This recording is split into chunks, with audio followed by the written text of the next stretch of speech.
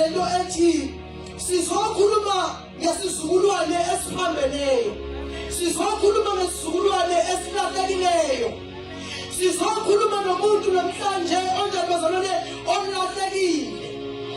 Nayi into ngifuna sibheke bazalwane, ngifuna sibheke into ethi uma ngabe sibuka le ndaba ngiyafisa sithole la khona indaba kaMoses, la khona kuthiwa khona ngelinye lamalanga kwabulawa khona abantwana abancane.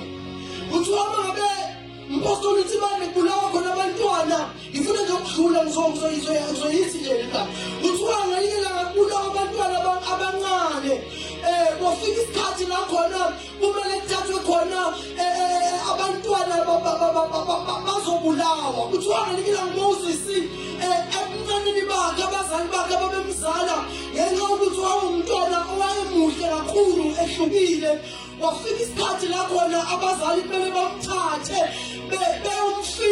bemfihlela ukuthi enzenjani bazalwane angabulawa.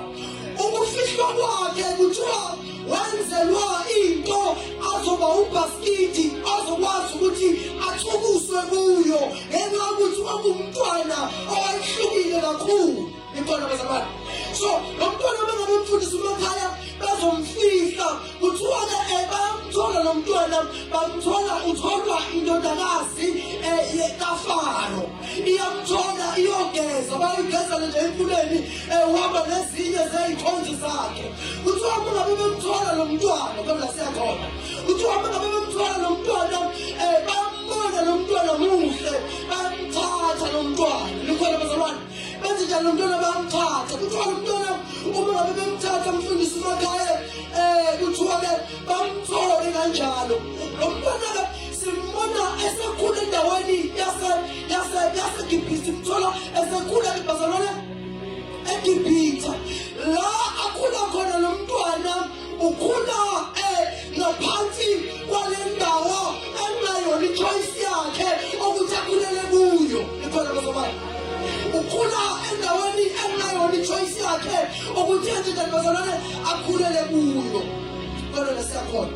Kuthiwa lo mntwana mfundisi bengabe khula ngelinye lamalanga uyabona yonke into yenzela la, usefika la khona usekwazi ukuyithathela iy'nqumo ey'phusile. Kuthiwa lo mntwana ufika la khona mntolomba uthatha isinqumo sokuthi kuthiwa ngelinye lamalanga wanqaba ukubizwa ngendodana yendodakazi kaFaro. Ngifuna ukuthini wabazalwane? Ngifuna ukuthi mina uyabona uma ngabe sibuka le ndaba mfundisi, le ndaba uma ngabe siyibuka ukhula endaweni engayona indawo yakubo, ukhula endaweni la khona engazange azalwe khona, ukuzalwa kwakhe engasona isinqumo sakhe kule ndawo akhulele kuyona.